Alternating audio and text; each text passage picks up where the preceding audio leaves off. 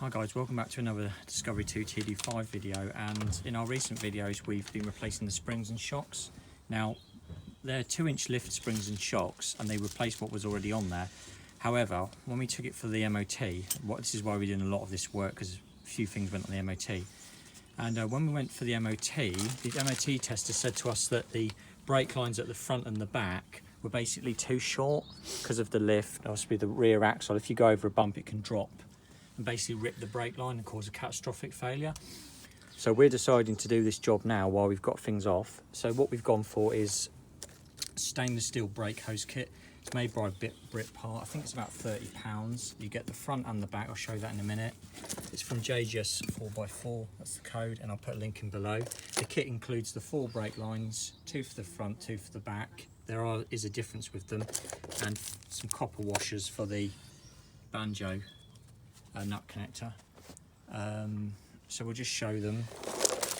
So the front ones have this piece here that goes in there.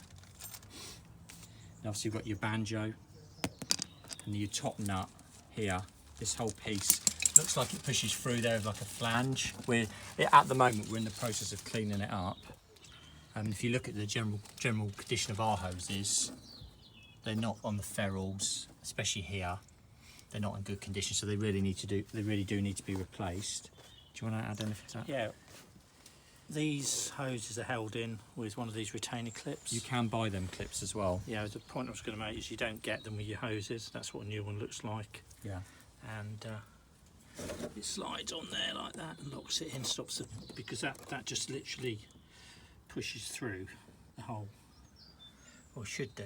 Yeah, it just pushes underneath this little groove there. See that little groove? There you go, look, it just goes like that. Yeah. When it's up there. What I would recommend, the tools you have, call this a tool if you want, is some releasing agent. Yeah, some penetrating oil. All this stuff is actually really good. Wire brush for cleaning before you even attempt to do it. How we use the wire brush is we just go around the sides, all around it, try and loosen the rust off. Spray a bit more of that in, just helps a lot.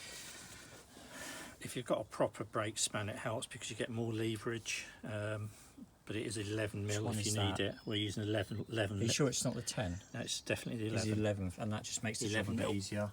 And you see that gap at the end there, that thing there? Just slide it in. It's a tight fit on this one. There you go, 11mm. I'll just show you that, yeah. It's just a better spanner, yeah. Okay. When you're holding that, trying to loosen that nut, you don't want to be snapping anything. So just get hold of that, some mould grips, and then slide your spanner on and hold that in place and just slacken it off so it opens, and wind it back and then gently take it off. So that's how we're going to do it, and that's the reason, and they're the reasons why we're going to do it on the tools. So we'll just quickly show you what they look like quality wise, in case you think behind them. That's the ends. They're braided, but they've also got a outer plastic cover. And there was, I think it's around £30. This part here can move up and down to fit in there, so you can get it the right thing to clip it back on.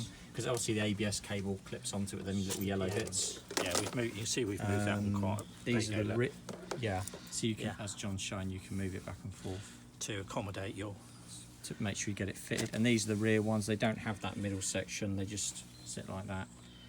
Okie dokie. So that's what we're going to do, and we'll show you them after they're fitted.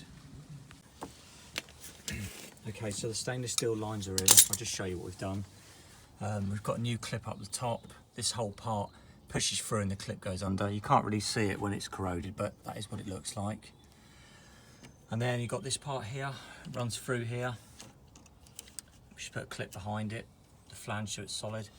And obviously we've got the banjo nut down the bottom. I just watch that. That is a copper washer there, and a copper washer there, and done tight. I've just put these are off the old ones, and I've just put them on just for, you know, stop things rubbing. But that's installed, so that's what it looks like.